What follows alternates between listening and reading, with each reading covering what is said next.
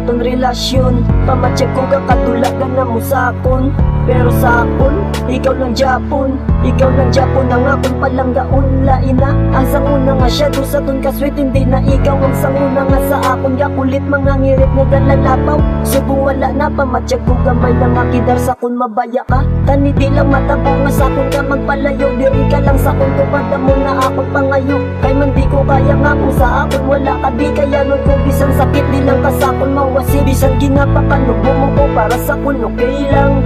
Importante di mo lang ko pabayaan. Kabalo ka naman di ba kung ano, kaka-importante sa kabuhi ko, sa kabuhi ko.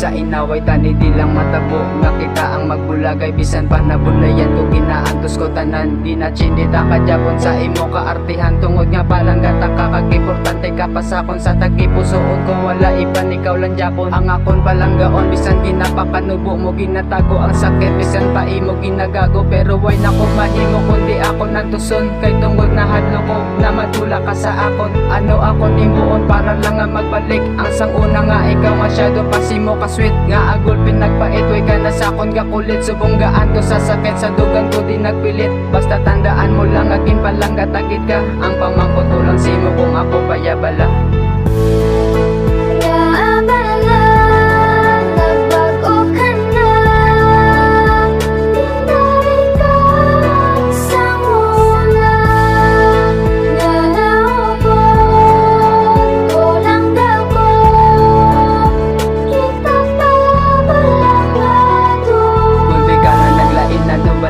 Sala nga nahimo ko sa imo kag ginabaliwala.